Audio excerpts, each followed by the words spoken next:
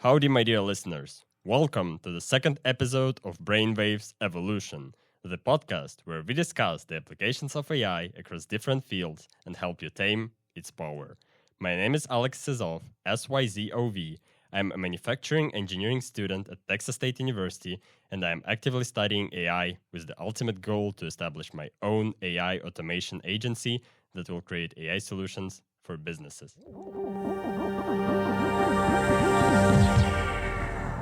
In this episode, we'll continue our discussion about the future of education with AI. Our central topic will be the dilemma around using the Turnitin software to detect AI-generated content in student papers. Based on several independent studies, we'll explain why relying on Turnitin as a decisive tool to judge students might be a serious mistake, and we will even make a case for completely banning its use at Texas State. Joining me today is the amazing Evan Ortiz from our previous episode. Hello. And I'm also glad to have two brilliant students from Evan's class in which he encourages students to ethically use AI in scientific writing. Kylie and David, welcome. Hi, everyone. Hi. All right, who wants to go first to introduce themselves to our dear listeners? I'll start. So my name is Evan Ortiz. I'm a grad student blending machine learning and biology. I was able to teach an experimental class where we allowed students to use AI. These are biology students, and I brought some of them with me today. Hi, I'm Kylie. I'm a wildlife biology major with an outdoor recreation and leadership minor. I'm a senior at Texas State. I'm interested in doing research abroad with large mammal populations and genetics, specifically elephants. I actually studied abroad last summer in South Africa, and I'm studying abroad this summer in Costa Rica. And hi everyone, my name is David Leal. I'm a Colombian international student at Texas State University, majoring wildlife biology. Currently, my goal as a student and professional are to become a wildlife conservationist, focusing more on endangered mammals. This summer, I have the opportunity to participate in a Study in America program going to Yellowstone National Park, which I'm very excited about. And in general, I'm a person who likes to try new things, takes risks, and give my all in whatever I do. And I'm very grateful to be here sharing this podcast with you all. Yeah, as you can tell, I've brought some really cool students to join us today, and I'm excited to hear what they have to say. Yeah, absolutely agree. So, Kylie and David, would you like to share what you learned about AI in Evan's class and how this class influenced you in general? Oh, okay. So Evan's class was the first time a professor introduced me to how to use artificial intelligence correctly and to my advantage. And this really burned my mind. It made me realize how useful it is, and if you use it correctly, it really is a tool that can change your life. Evan's class, for me, was more than just a lesson, like a normal class. It was like a lesson for my life and how I can use artificial intelligence, in my future. A class that I really enjoyed and that made me fall even more in love with my major. Yeah, I second completely what David just said. I take almost everything I've learned about AI in Evan's class. I teach it to my friends and peers, and I've even started conversations with my professors about the uses of AI in their classes. Oh, wow. That's so cool. And now I think we can get into details. So, Kylie, how exactly did you use AI in Evan's class and how was it helpful? Yeah, so when I first heard about the class, the idea of writing the scientific papers was really scary, finding all the citations and reading through everything. And at first, without using AI, I found that I would read about 10 citations and only use one of them for the information in my paper. In Evan's class, after that, I used AI to read through the papers for me and give me ones with relevant information. That way, I'm not wasting time and I can spend more time on the more exciting part of the paper, which ultimately made me more excited to write these papers because the annoying part was already done for me. And for me, in Evan's class, the scientific writing were the most tough thing to do. And AI helped me in different ways, ranging from the help it provides me to find scientific articles of my interest and that deal specifically with my focus, different from things like Google Scholar that didn't help me at all. I searched for specific stuff and didn't give me what I need. It also helped me to structure my writings. For example, as an international student who speaks Spanish as his first language, and has also been in United States just for like 1 year and a half. Sometimes it is a bit difficult for me to write in a way like as formal I would like to, but AI has also helped me a lot with this, giving me the options to continue improving my English vocabulary, something that has helped me improve a lot. Hmm. Yeah, I felt exactly the same about my scientific writing in terms of like Google Scholar doesn't really provide you what you actually need. Let me give you an example. Like when I started my literature review for my most advanced class this semester called Intro to Polymers Nanocomposites, that was like my first experience doing this, and it immediately became so intimidating. I needed to find at least 5 relevant papers that would ideally have specific solutions to the problem we were facing. So let me explain. A composite is basically a combination of 2 or more materials, and our professor has a very unique combination. So to conduct a literature review, I needed to find papers about similar composite materials with other combinations. And then I had to find out if the methods they discussed were applicable to our case, which absolutely blew my mind. Like, I literally didn't know much about all this stuff. And what saved me was the custom research assistant that I created in ChatGPT. I gave it very clear instructions, provided with the context of our research, and asked to find and summarize 5 highly relevant papers. It didn't work perfectly, and I had to ask it multiple times before I finally got 5 relevant papers. But it made the process so much more enjoyable. Like, instead of trying to skim through tons of unrelated papers, I received nice little summaries focused on information that was actually relevant. And I was able to decide if I could use a specific paper almost immediately, right? And actually, if I liked the specific paper, I just asked ChatGPT to find something similar. And thanks to this, my literature review ended up having the largest number of potential solutions to our problem, although I was clearly one of the least experienced in the class. And maybe the most important part is that I was able to provide intuitive explanations to every solution because I asked ChatGPT to explain them simply to me. And that made such a huge difference. Like, thanks to I was able to find information of much higher quality and relevance. And it also made me motivated to actually read those long papers with small fonts and complicated images because I knew they were exactly what I needed. So this is not like, oh, he copied and pasted the problem and ChatGPT solved it for him. No, it made me spend my time more efficiently. It made me excited about the subject that seemed overwhelming.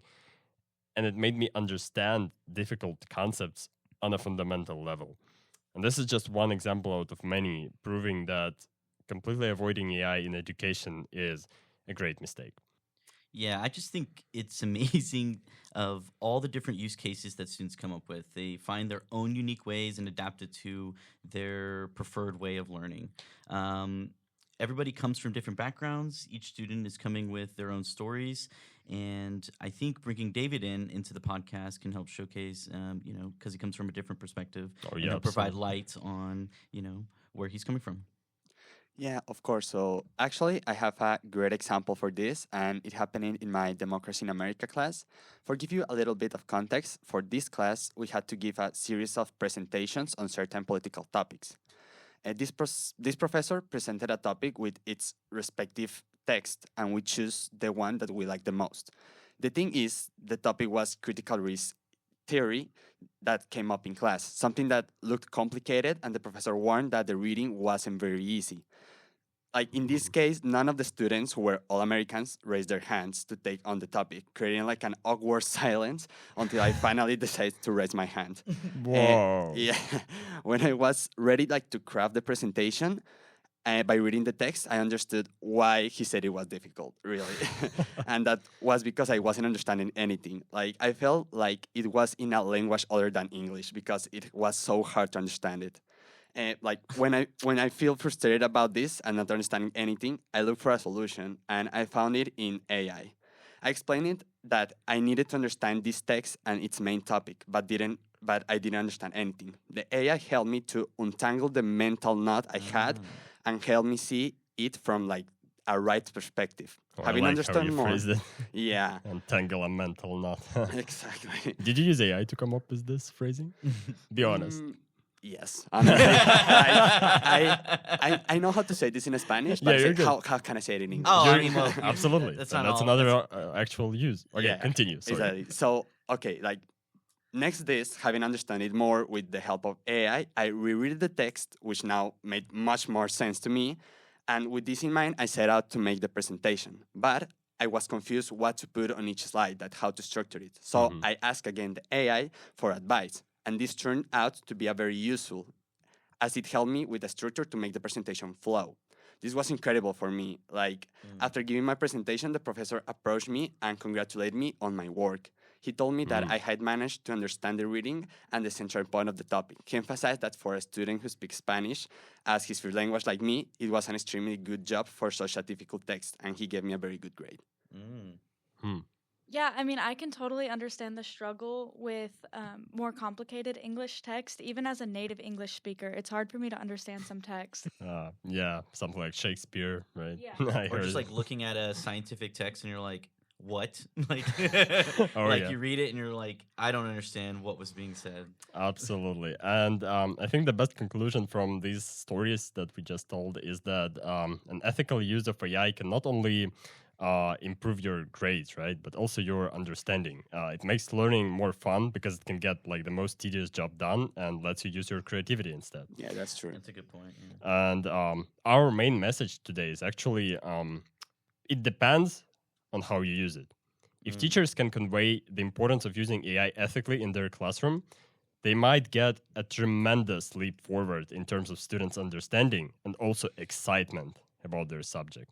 So, Kylie and David, I wanted to ask you, like, what advice can you give other students on how to use AI ethically? Like, how do you personally determine this fine line between the ethical use and cheating? How would you explain this to a teacher skeptical about AI? So, in my case, when using artificial intelligence, I focus on it being a help for me and basically seeing it as a tutor. Like me and Kylie, we are tutors, and they tell us that the job of a tutor is not to do the work and take an exam for you. Like the real job is to help the students to better understand the concepts and guide them through the path if it turns out to be difficult or confusing. Absolutely. And that is how I use AI in my case in an ethical way. Like I'm the leader, I'm the one who thinks, but AI is like my tutor that helped me to do this. Okay. Kylie? Yeah, so pretty much the same thing. I use AI to support my own learning, not to substitute. So, for example, I'll use it to help me brainstorm, come up with ideas of what to write. I'll help it study, I'll give it my practice questions, and have it make notes to make sure I completely understand. I think an unethical use of AI would be something like copying and pasting with no changes or your own personal input. And then, as for the fine line, I wasn't sure about this because I think it can get foggy, but I asked ChatGPT and Oh. it gave me 3 questions to ask yourself to decide if you're using AI ethically. Okay. It What did it gave- say? It gave me, am I learning from this or am I just getting the answer? Could Okay. I explain how I got this to my professor? Yeah, that's And a am I good- using this tool to help me do my own work or using it to avoid doing my work? Oh, that's so amazing. Yeah, it's actually That's a good solid point. advice in terms of like how we're proposing to use it ethically. Yeah. Yeah, I was just curious, like what coming from the word of mouth in terms of chat, like it's just interesting to hear what it has to say. Absolutely. And now I think is the perfect point to get to the central topic of our today's discussion, the Turnitin dilemma.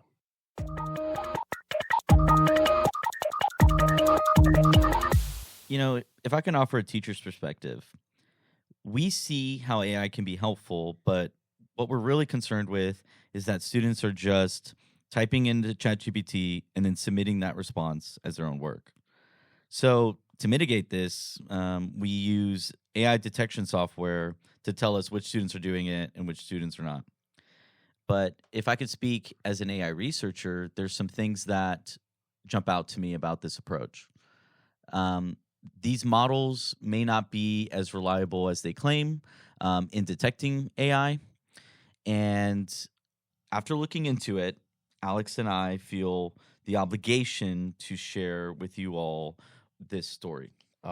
Yeah, absolutely. So we really feel like many institutions trust these tools without actually understanding their limitations. And here at Texas State, we use an AI detection program called Turnitin from a company named Turnitin, right?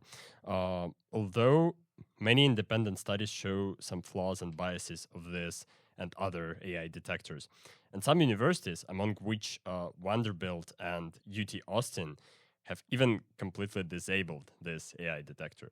So, Evan, would you like to introduce the problem in general? Yeah, I should start first with that. Since appearing on this podcast, I've brought up, turned it in a couple times in conversation.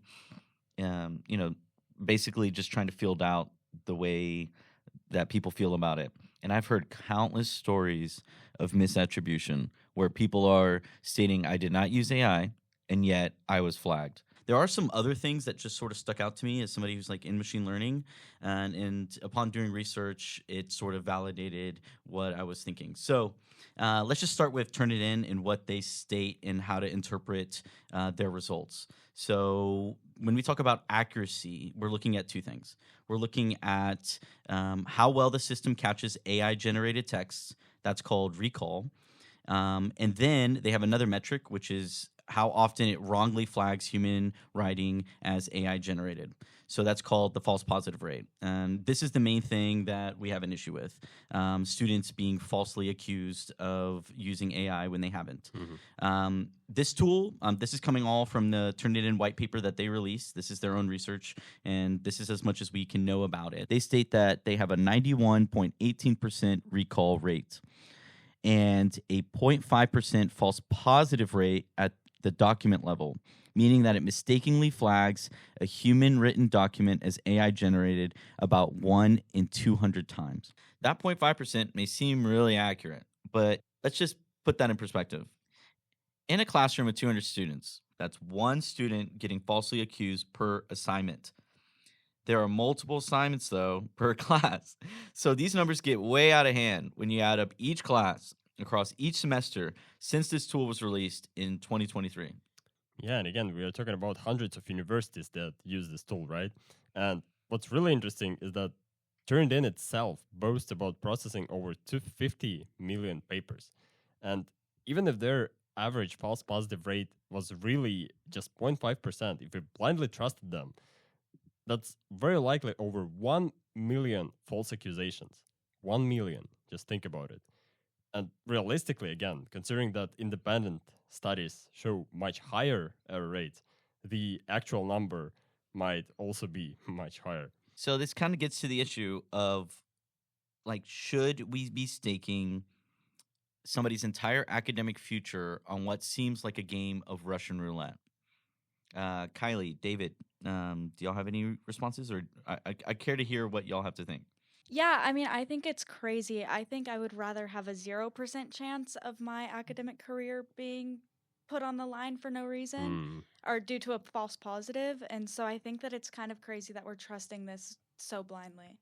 Yeah, like in my case, if this happens to me, I will feel like I had literally worked in vain. Like, and that because of an error in a tool that is supposed to help students, my grades, my career, and my integrity is going to be put into question and at risk.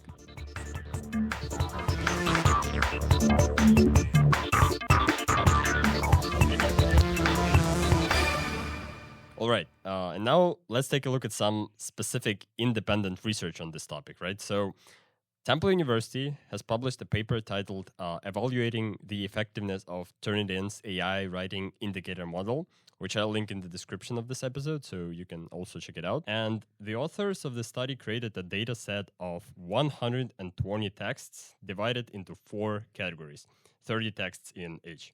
So these were texts entirely written by humans, then entirely generated by AI, then hybrid texts, which are texts that are partially human written and partially AI generated. And finally, disguised or like paraphrased texts. These are AI generated texts that you run through a humanizer. So they have a pretty huge variety here. And while their sample size is a bit too small to estimate the actual false positive rate of Turnitin's model, I found two other conclusions very useful and even enlightening. So, one of these things is that the author saw no relationship between the sentences in the text that were flagged as AI generated and the sentences that were actually AI generated. And this mainly happened, of course, in hybrid text, which is a significant concern because hybrid texts are likely to be very popular among the papers that actually get submitted. So, Turnitin is not a reliable tool if you want to determine which parts of students' texts are actually AI generated. And yeah, Turnitin, by the way, itself admits that this thing happens, but they also state that the actual AI generated sentences often occur immediately after or before the flagged sentences. So kind of weird behavior, but I kind of doubt that this will help teachers a lot. What do you think, Evan?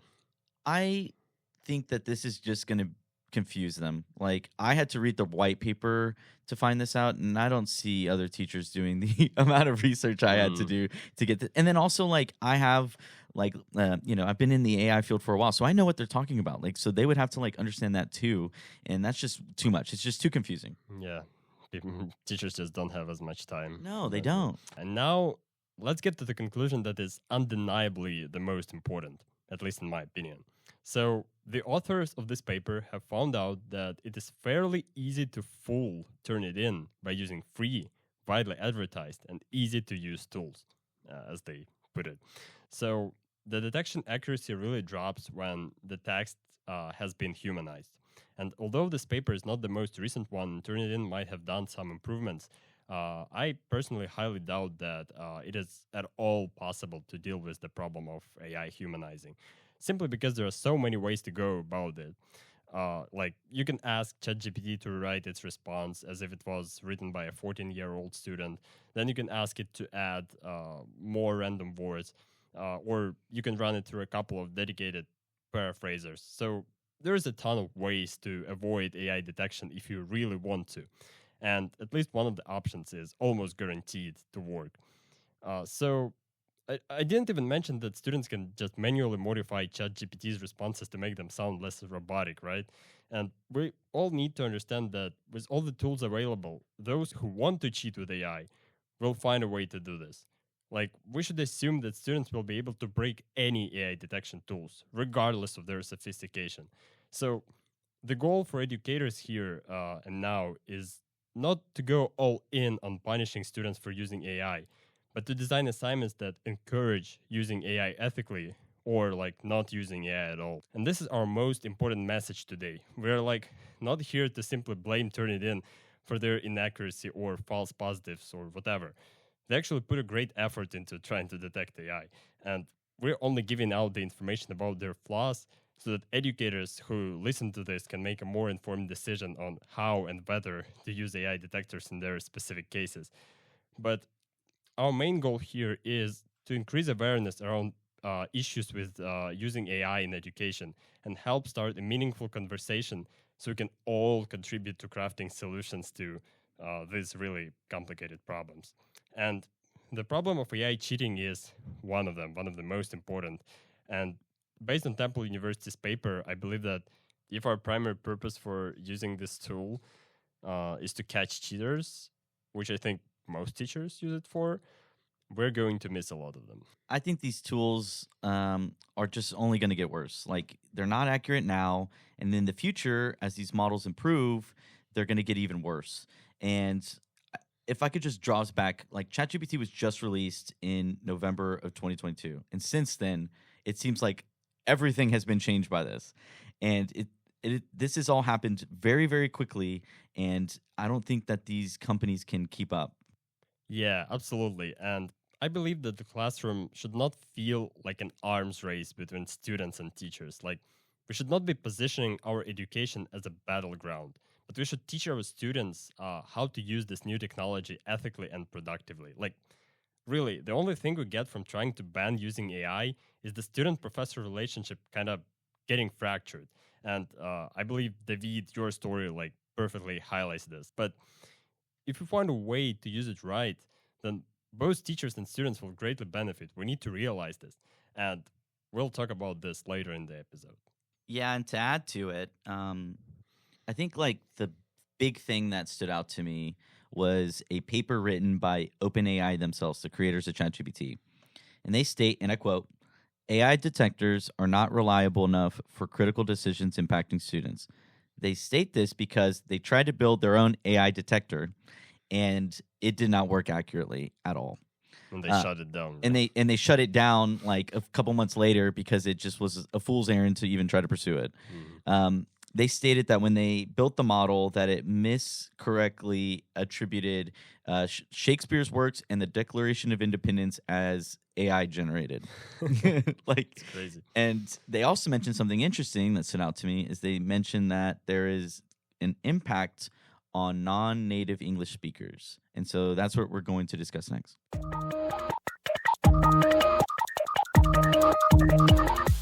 I want to bring up a paper that I read named GPT Detectors Are Biased Against Non-Native English Speakers by Liang out of the Department of Computer Science at Stanford University. They are exploring how the biases within these detector softwares can impact non-native English speakers disproportionately, penalizing them for their unique linguistic patterns.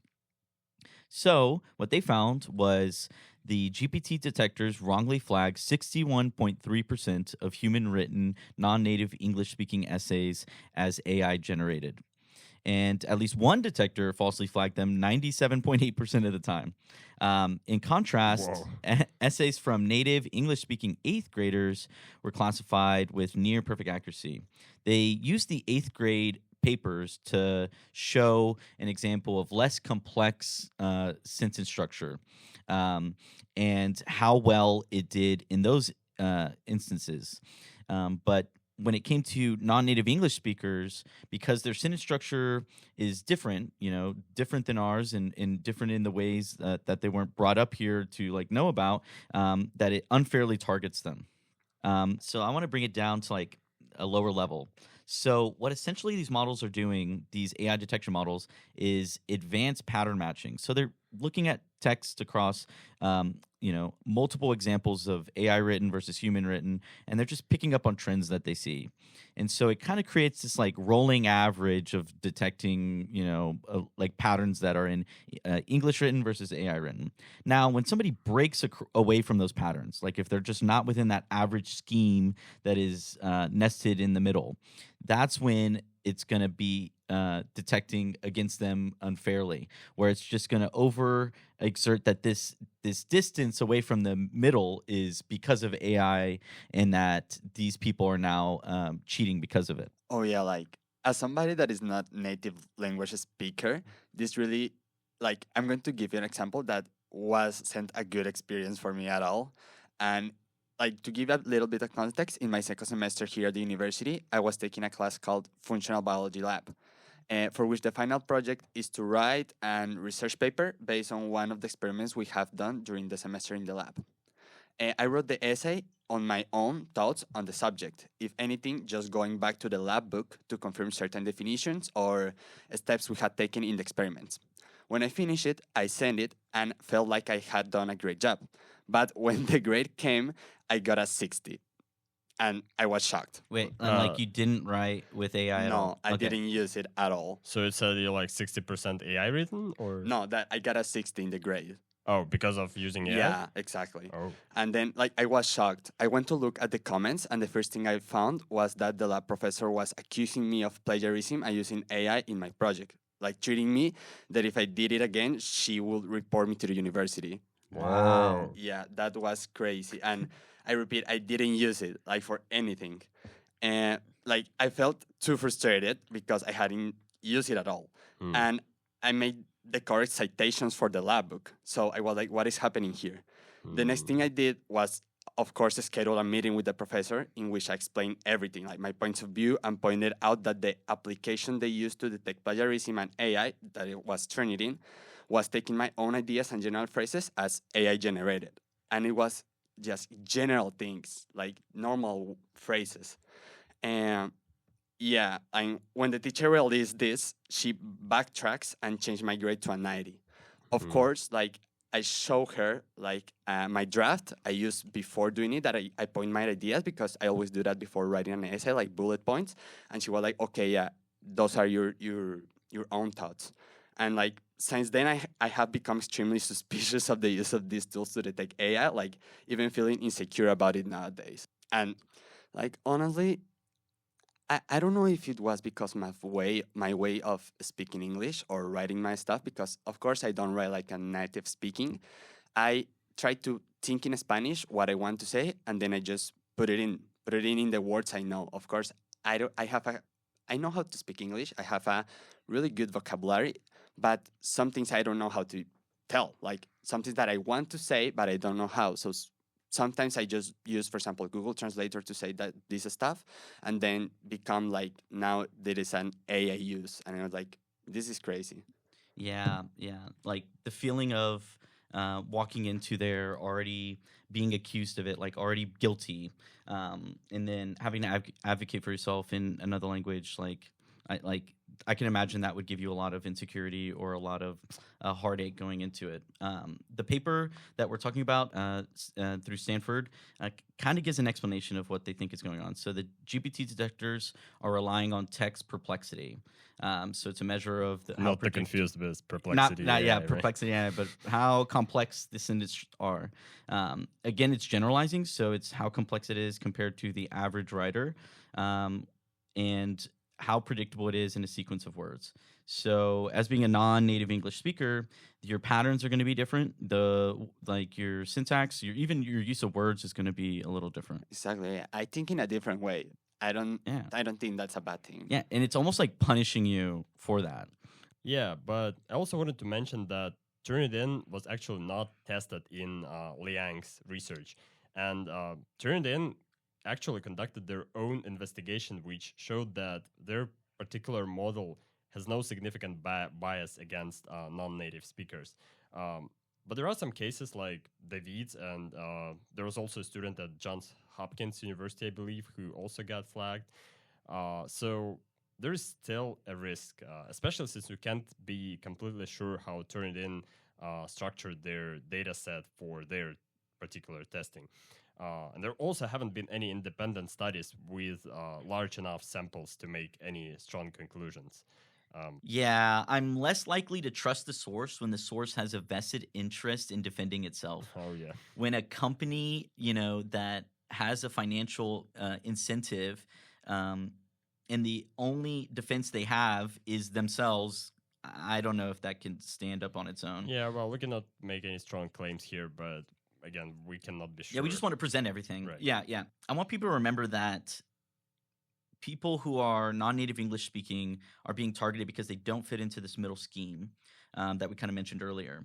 There are other people that also fit into that category. I've seen some other research that that shows that people who are neurodivergent are also being unfairly targeted by these AI detectors. Right, because they exhibit very special writing patterns as well, right? Yeah, there's differences in writing, differences in thinking. These come across like in the text, and it gets picked up by AI. And because they don't fit into that middle scheme, that average, they also get unfairly targeted. So we have two populations of people at our university.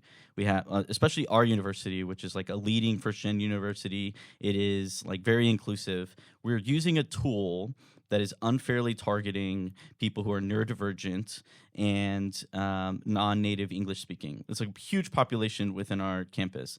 I've heard personal stories of students who have disclosed to me that they're neurodivergent and that they are constantly being flagged so much that they're like now recording themselves because they're like preemptively worried about the strike.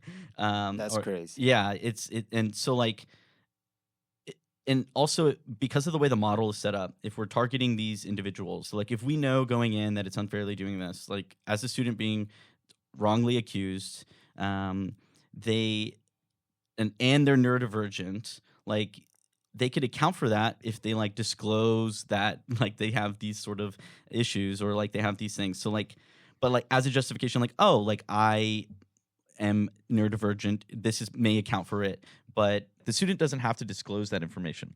And yet they're being unfairly discriminated against. And they probably don't even know it. That's the other thing too, is they don't even know it. Yeah, so I'm actually neurodivergent, and I think that if I was called in, or like if one of my papers was flagged for AI detection and I had to go in and talk to a professor, I would be so anxious and like just freaking out about it. And I think that the professor very much could take that as nervousness and guilt.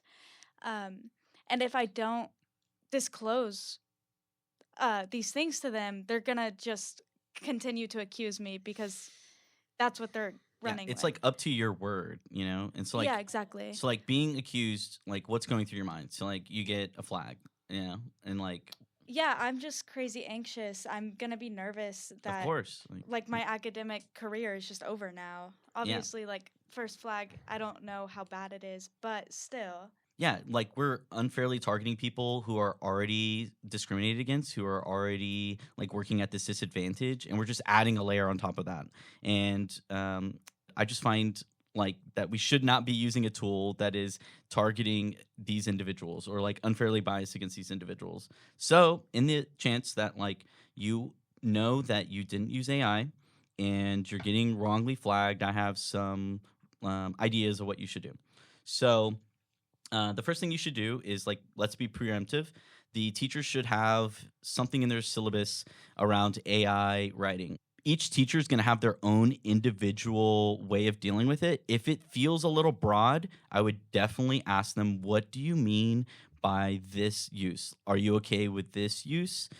Even if you're using it ethically, it can sort of work against you. The next thing is that teachers are concerned with the text being fully generated with AI. So if it gets flagged by the detector, you're most likely going to go into a meeting with them, and the best case scenario is a form of honesty. So target the sphere head on and explain that you did not use it to like fully generate your text. So you wrote your stuff and that you wouldn't do that. Yeah, don't worry, you're right. Yeah. And you can share with them if Microsoft Word and Google Docs has like a version history. So you could share with them your outline and like your rough draft so that they can see that you worked through it. That's been really successful in the stories that I've heard. And a very last resource is to show your chat history and just show like, this is the way I used it. Like it's no different than, well, if you use it ethically, it depends on your use case, you can provide that. But if you need me to advocate with you and to educate your teachers or to schedule a one-on-one, reach out to me. Honestly, I would not mind communicating this stuff. I've become an expert in this over the course of this podcast and researching this. I want to be on your side. And so my email is evan@texasstate.edu. And to help you out, we've made a brochure kind of going over some more points about it, and it'll be linked down below. All right. And if everything we said up to this point didn't convince you that using AI detection tools can have really bad consequences, then listen to another story we came across recently, which really shocked us. So there was a PhD student at the University of Minnesota, Haishan Yang, who recently became the first student in the US to be expelled for using AI. And not only was he expelled, but also his student visa was rescinded. So he was essentially deported. So Yang is a third-year PhD student at the University of Minnesota, and he submits his preliminary exam for his thesis. And one of the professors that reads it states that she found that the tone was quote-unquote voiceless. And this makes her worried that the text that was submitted was generated by AI. So she submits this to the plagiarism board at the University of Minnesota. And they stack a case against Yang, and some of the evidence they used against him was from previous writing that he had submitted on previous exams, but this writing was handwritten, whereas his preliminary exam was typed. I personally write differently when in my handwriting. I would assume like most of y'all do, and when I'm back home typing, there are two different like ways and structures that I'm going about it. The next bit of evidence they used was they asked Chat to generate an output, and then they compared ChatGPT's output to his exam. And in the article, Yang states that there's evidence that they generated 10 different responses before they got to one that looked just like his thesis. The last bit of evidence they have against him is they uploaded his preliminary exam to GPT-0, which is an AI detection software that's similar to Turnitin, but it's known to be less accurate. For all of this fault within the logic, he still got expelled from the university. And the outcome is that he didn't get to graduate with his PhD. He was a third year.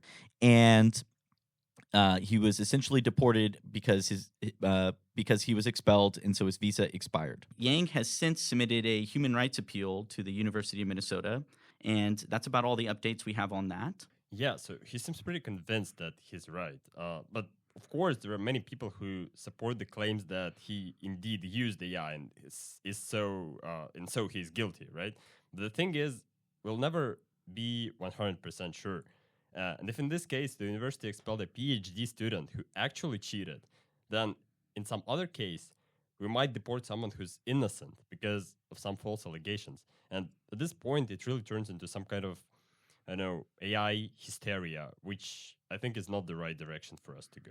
I think that this controversy points to a larger challenge that each university is facing, that they're all doing it differently, and that they're not transparent enough in their policies and how they are going to find out students are using AI. And I get it, we're all learning, this is all new, but it seems like colleges are still playing catch up to what AI can do.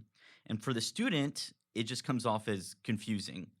It adds, as a student, you have this caution now where the rules are changing on a case-by-case basis, and I've heard from students personally that they're scared of even using it for fear of getting flagged by these detectors or any sort of process that the teachers decide to use.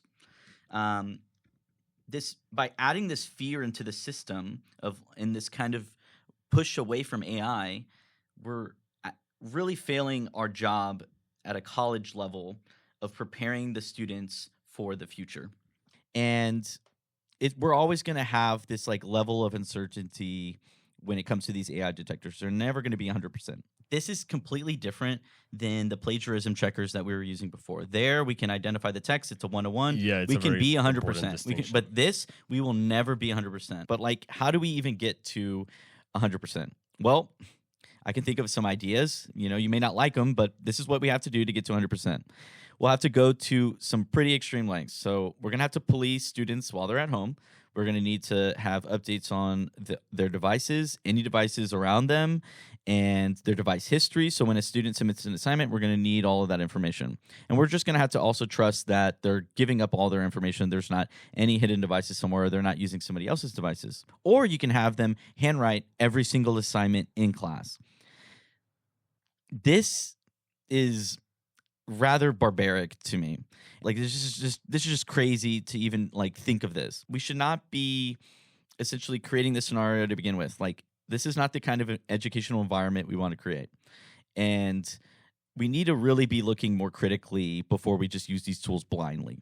Yeah, absolutely. And what bothers me personally most is that people choose to trust AI detectors, or just as in this student's case, just comparing things to AI, right? Just based on an assumption that someone else has already figured this out, that we can just trust it. Yeah. Everyone just assumes that somebody's looking into it, that the teacher understands AI completely all the way, that Turnitin has the students in mind and the best interest in there, that there's not some sort of financial incentive model going behind there. But yeah, everyone assumes everyone's looked into it and they just take it for granted. And of course, upon doing research or thinking critically, I would have professors research using Turnitin on their own and come up with their own conclusions. We've provided some information here, but a teacher, if you're going to use it, to be responsible, you should be educated on what it does. We can't just take it for face value. Some professors are taking Turnitin as as word for word what it is, and there are some dire consequences to that. And in the case of Yang, he gets all the way deported, but there's multiple stories that just aren't being told of students, having classes, being taken as a 0 or even being expelled.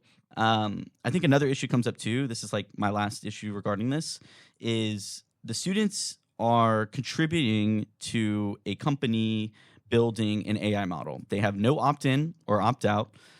Their work is fair use for the model, for the company, turn it in, to use it to train their AI. There's no way around it. Like they, by using turn it in, they are forced to do it. There's no way for a student to say, no, I would not like my work to contribute to this company. They're not compensated at all for this, and they have no choice in this.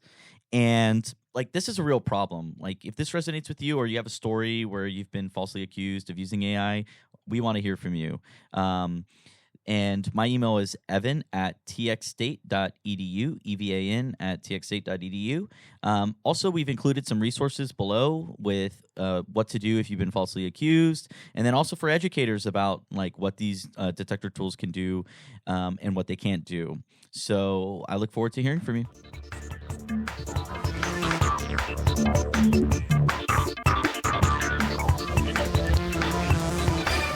All right, now that we all understand why judging people for using AI in education is a pretty bad idea, let's talk about the benefits that AI can bring us if we use it ethically.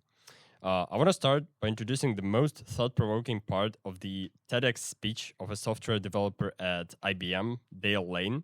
So, before the invention of the printing press in the 15th century, most children were not taught to read and write. But that was reasonable, because most people were never going to own a book. But then, the printing press made it possible to mass-produce books, and they became more accessible to everyone. So people started to teach children reading and writing at schools. And then the invention of typewriters in the 19th century inspired teaching typing because it became an essential skill in the workplace. And then, of course, digital technologies replaced typewriting, and everyone needed to understand how to use the internet and Microsoft Office, right? So we started teaching this at schools. And the thing is that education always needed to respond to new technologies. And the key factor always was how ubiquitous the technology would be. Like, let's say we don't need to teach everyone the tech of replacing the transcatheter aortic valve, which transformed heart surgery, right? Yeah, it's a transformative technology, but not every person needs to understand how it works. Like, I definitely don't need to.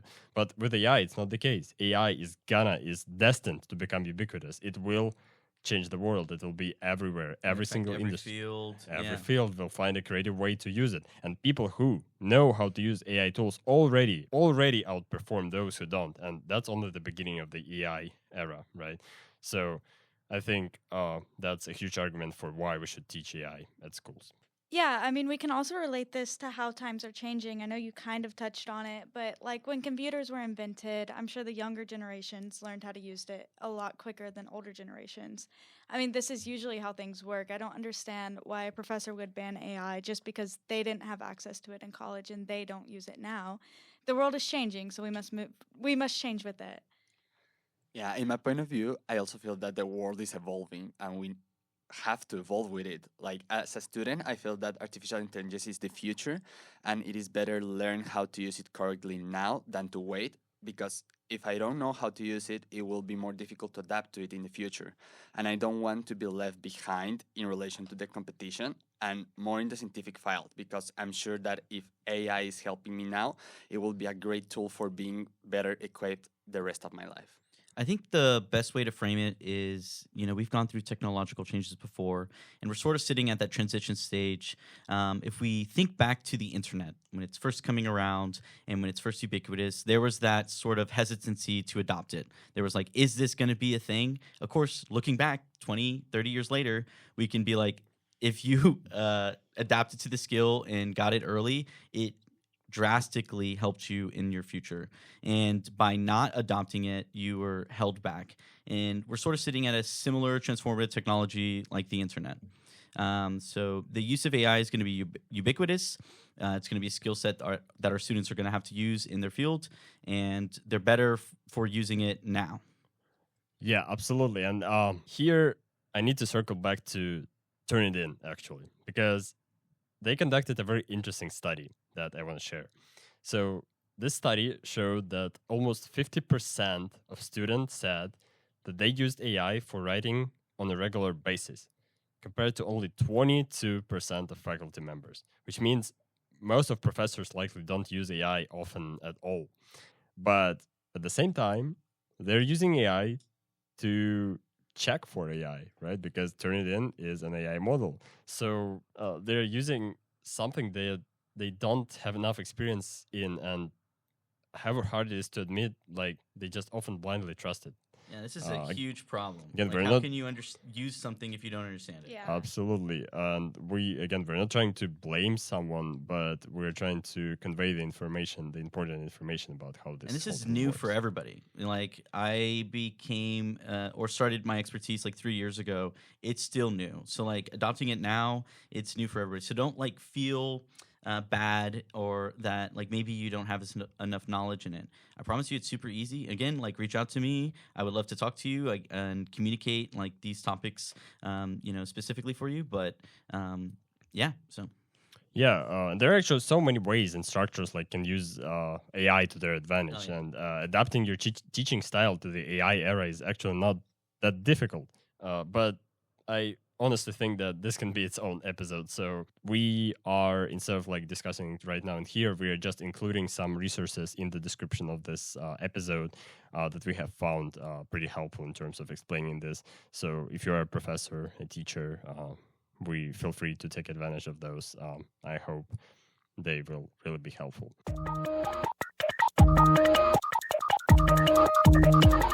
And I also wanted to point out that those who have already started to take advantage of AI, they're showing spectacular results. Like, remember the school that we brought up in the previous episode, school in Austin that uses one-on-one AI tutors instead of teachers. So their students actually study for just 2 hours a day, and they're in top 2% nationally on standardized tests, which is absolutely crazy, without late night cramming and giving up on social life.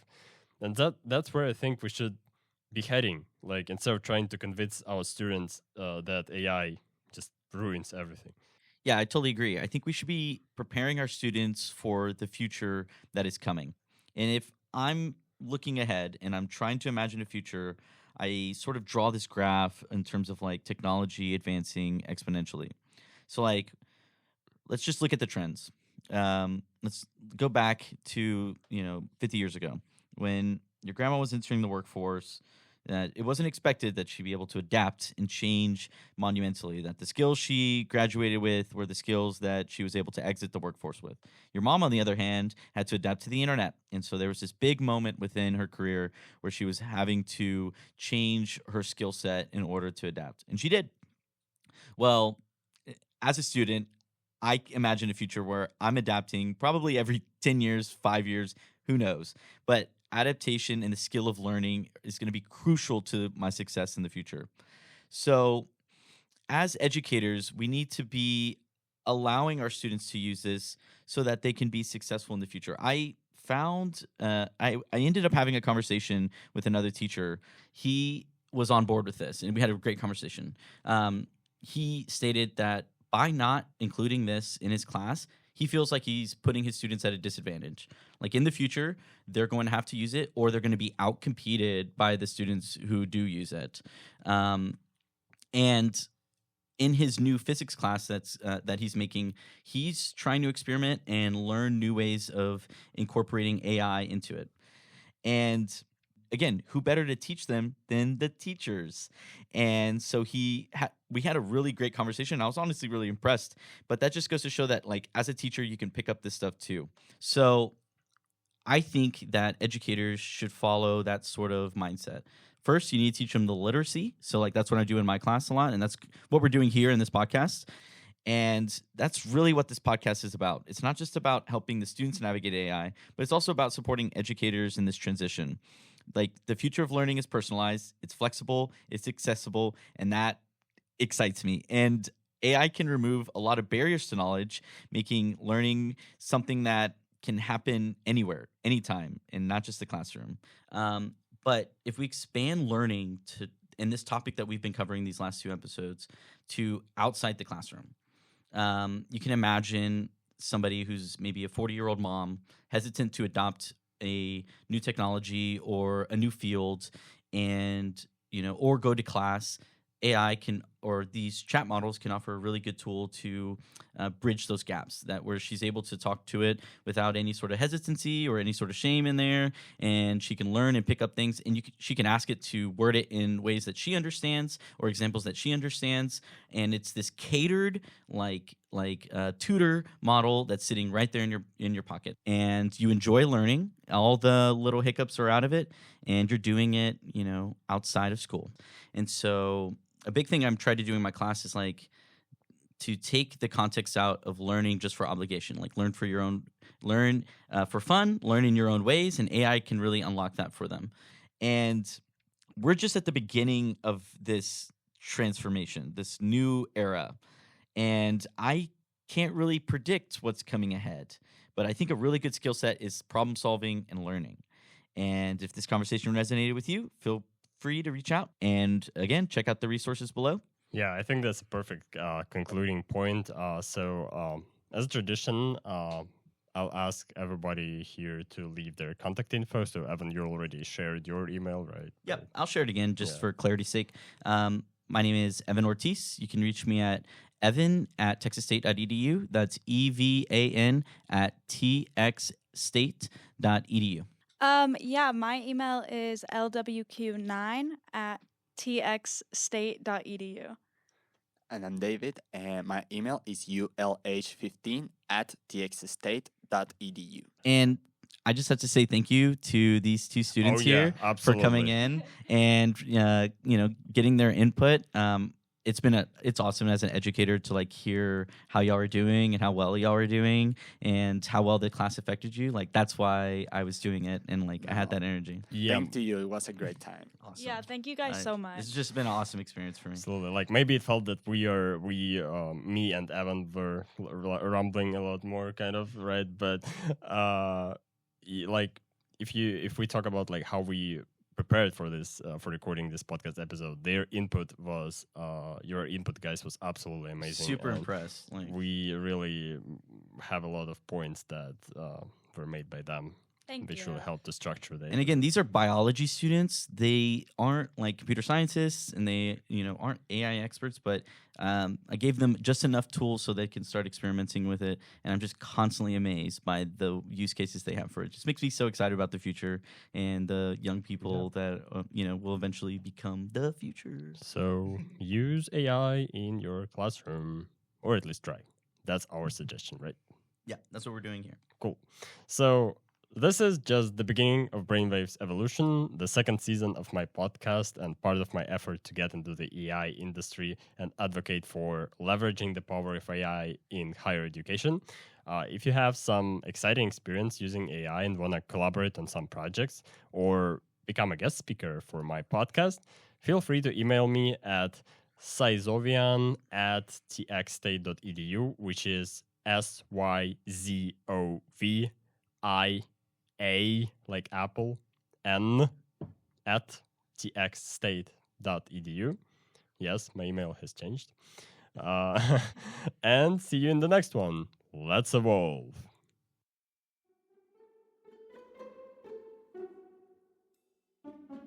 But as an AI researcher, these detectors might not be as reliable as they claim. So, I dusted These tools. if I can offer a teacher's perspective.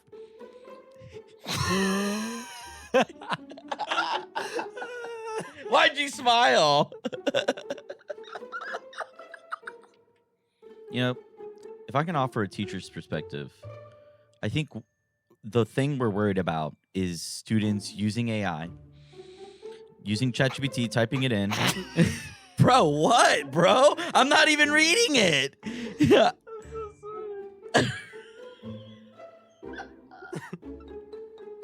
Since Turn It In has been released in 2023. Right, and I said 2023. 2023. yeah, absolutely. And I believe that the classroom. Why do I say the? No, have you ever heard Americans talk? Okay, let me do this.